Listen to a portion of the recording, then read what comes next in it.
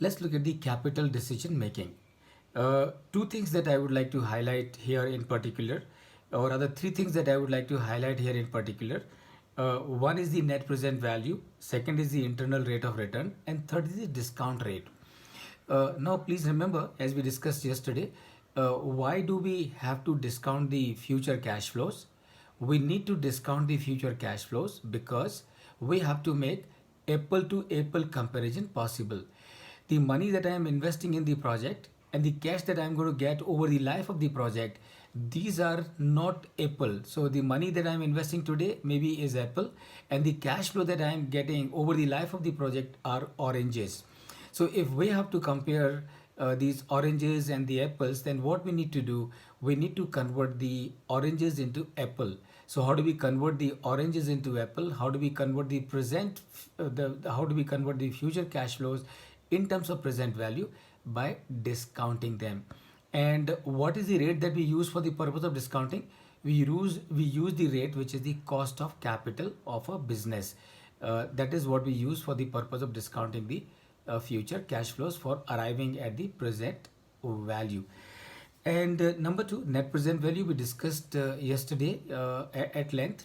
And so how do we take a decision whether to accept a project or to reject a project? That is by calculating the net present value. How do we calculate the net present value? Very simple. So a present value of the future cash flows minus the investment that you are making today in the project, the difference is your net present value. If your net present value is positive, that's a good sign. That means you can accept that project. If the net present value is negative, of course you should not accept that project, because that project is not really adding value for you, creating value for you. And then the third thing that we need to understand is internal rate of return. Now, what is internal rate of return? In very simple terms, I can tell you, internal rate of return is the rate at which, if the future cash flows are discounted, then the NPV will become zero. Now, what I will do is I will explain this to you with the help of an example as I come to this. So, let me quickly share with you as to how to calculate the internal rate of return. It is very simple.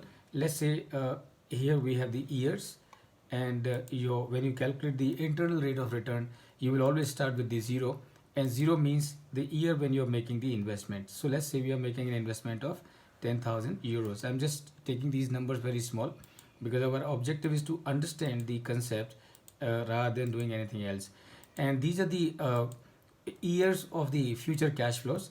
So let's say here I'm going to get 2000, and here I'm going to get 3000, and just to keep it simple, here I'm going to get 4000. It's not that it's going to happen in that manner, but okay, let's say I'm again getting 4000 here, and let's say in the fourth year also I'm getting the cash flow of 4000. So how do I calculate the IRR? I will calculate the IRR by first putting the equal sign, then writing IRR, and then starting the parenthesis, cover the entire range of the cash flow for which we want to calculate the IRR. And then what I do, I close the parenthesis and simply press the enter button, and what we get is the IRR, internal rate of return. And just give me 2 seconds.